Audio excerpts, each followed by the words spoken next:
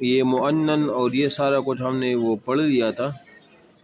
تو اس کے بعد ہم نے پڑھا تھا صفحہ نمبر یہ 150 پر. آپ دیکھیں ایک راوی کے مردود ہونے کے لیے جو دو بڑی اسباب تھی، ایک تھا سقط من الاسناد، وہ تو ہم پہلے پڑھ چکے تھے. جو دوسرا سبب تھا طعن فی الراوی، تو طعن فی الراوی پھر اس کے جو اسباب تھے وہ 10 تھے. 5 کا تعلق عدالت کے ساتھ تھا اور 5 کا تعلق طعن کے ساتھ تھا، تو ضبط کے ساتھ تھا.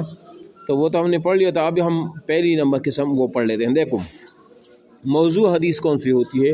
اصل میں موضوع حدیث جو ہے نا، یہ گڑی ہوئی حدیث کو کہتے ہیں، جو اپنی طرف سے ایک بات بنائے اور اس کو آپ علیہ السلام کی طرف منسوب کرے اور آپ علیہ السلام کی وہ حدیث نہ ہو، تو اس کو موضوع حدیث بھی کہا جاتا ہے. جس طرح ہم کہتے ہیں نا کہ یہ گڑی ہوئی ہے یا یہ من گڑت بات ہے، تو اس کو موضوع حدیث وہ کہا جاتا ہے. ٹھیک ہے، تو اس کو موضوع حدیث وہ کہا جاتا ہے.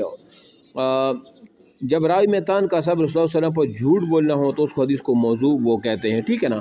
ہم نے پہلے پڑھا تھا عدالت کے ساتھ جو 5 اسباب تھے، اس میں ایک تھا جھوٹ. تو جھوٹ سے مراد یہی جھوٹ ہے کہ آپ علیہ الصلوۃ والسلام پر جھوٹ باندھا جائے اور اس کو حدیث کا نام دیا جائے. تو ایسے حدیث کو ہم کیا کہیں گے؟ موضوع. اب اگر آپ سے کہیں ٹیسٹ میں، اس طرح ٹیسٹ میں بھی آتے ہیں، انٹرویو میں خاص کر بھی آ جاتے ہیں کہ موضوع حدیث کی تعریف کرے، تو موضوع حدیث کی یہی تعریف ہوگی جو ابھی میں نے آپ کو بتا بھی دی. ٹھیک ہے. اب اس کا حکم کیا ہے؟ تو اس کا حکم یہ ہے کہ ایسے حدیث کو بیان کرنا یا اس کو روایت کرنا، چونکہ یہ تو حدیث نہیں ہوتی، لہذا یہ کیا ہے؟ یہ گناہ کبیرہ میں سے ہے. ٹھیک ہے، یہ ہو گیا. اور کیف یعرف الحدیث الموضوع. اب موضوع حدیث کی جو ہے نا وہ پہچان کیسی ہوگی، یعنی کیسے ہمیں پتہ چلے گا کہ یہ حدیث جو ہے نا یہ موضوع ہے؟ تو اس میں پہلا یہ ہے کہ اقرار الواضع بالوضع، یا تو خود جنہوں نے وہ حدیث گڑی ہو، من گڑت بات کی ہو، تو وہ خود اقرار کرے اس چیز کا کہ یہ میں نے یہ گڑی ہے اور یہ موضوع حدیث وہ ہے. ٹھیک ہے. یا اس کا دوسرا طریقہ یہ ہے کہ مثال کے طور پر جو ہوتے ہیں نا یہ محدثین کرام وغیرہ، وہ جب جان پڑتال کرے، تفتیش وغیرہ وہ کرے، تو ان کو پتہ چل جاتا ہے کہ یہ حدیث واقعی جو ہے نا یہ من گڑت ہے، اس کی سند میں کلام ہے یا اس کی متن جو ہے نا وہ حدیث نہیں ہے، تو اس کو موضوع حدیث ہو. یہ اس کی پہچانے کی کچھ طریقے ہیں. ٹھیک ہے. اچھا جی. اور اس پر علامہ ابن جوزی نے کتاب الموضوعات کے نام سے کتاب بھی لکھی ہے، اور اس میں تمام ان موضوع روایات کو انہوں نے جمع کیا ہے جو موضوع روایات ہیں، من گڑت احادیث ہے، تاکہ صحیح حدیث کی پہچان ہو سکے. اس لیے انہوں نے ایک کتاب بھی اس پر وہ لکھی ہے. اچھا جی. اس کے بعد جو دوسرا ہے قسم ہے متروک حدیث پہ آ جائے. متروک حدیث کون سی حدیث ہوتی ہے؟ آپ لوگوں نے میں نے بتایا تھا جو طعن کی جو 10 اسباب تھے، 5 کا تھا عدالت کے ساتھ. تو پہلے ہم عدالت کے ساتھ جو 5 ہیں نا وہ پڑھیں گے. اس میں ہم نے پہلی قسم پڑھ لیا جھوٹ.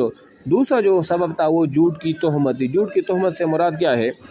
یعنی متروک حدیث کسے کہتے ہیں؟ تو اس میں اگر دوسرا سبب پایا جائے، مثال کے طور پر ایک آدمی ہے، اس پر جھوٹ کی تہمت لگی ہو، ٹھیک ہے، لیکن وہ جھوٹ کی جو تہمت ہے وہ حدیث کے باب میں نہ ہو، عام معاشرے کے اندر اس پر عام بول چال کے بارے میں اس پر جھوٹ کی تہمت لگی ہو، جھوٹ بولتا نہ ہو، صرف تہمت لگی ہو، تو ایسا آدمی اگر حدیث کو پھر روایت کرے تو اس کی روایت کردہ احادیث کو ہم کیا نام دیں گے؟ متروک. اور متروک کا معنی ہے چھوڑا ہوا یا چھوڑ دیا گیا، جس چیز کو چھوڑ دیا گیا ہو اس کو متروک کہا جاتا ہے.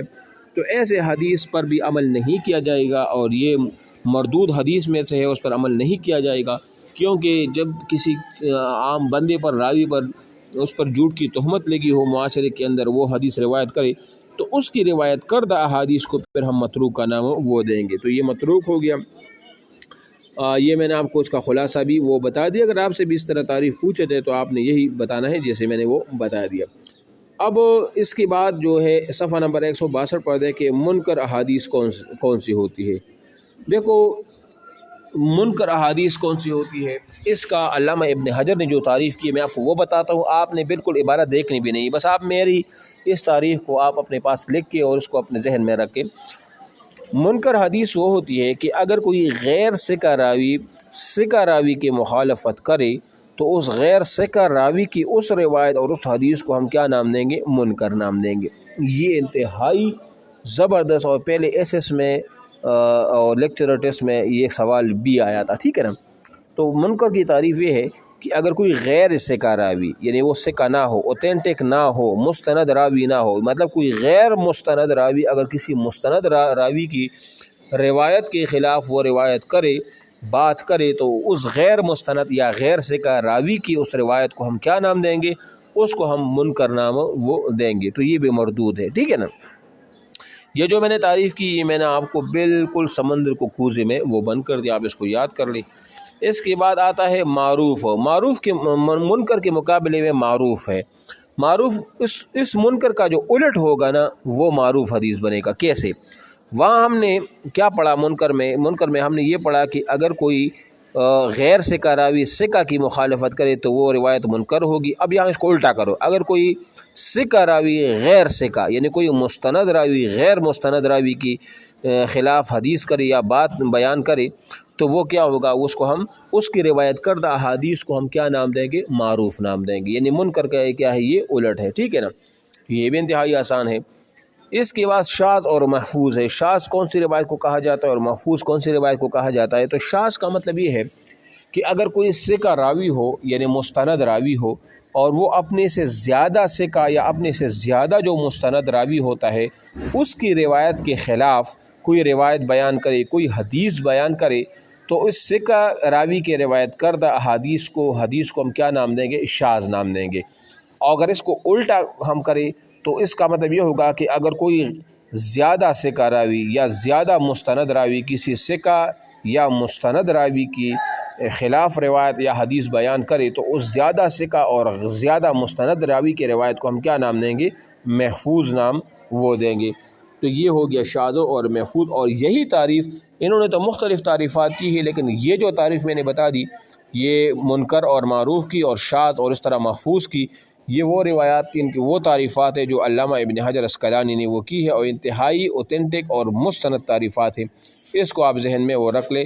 منکر کے مقابل میں معروف ہے اور شاذ کے مقابلے میں کیا ہے؟ وہ محفوظ ہے۔ تو یہ وہ روایات وہ ہو گئی ہے، ٹھیک ہے۔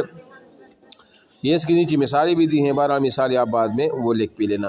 اس کے بعد حدیث کی ایک قسم ہے معلل۔ معلل حدیث کون سی ہوتی ہے؟ یہ جو روایت ہے یہ میں آپ کو انشاءاللہ وہ کل وہ بتا دوں گا، ٹھیک ہے نا۔ تو اس کو ہم کل کریں گے، ابھی ہم علم میراث کی طرف آ جاتے ہیں۔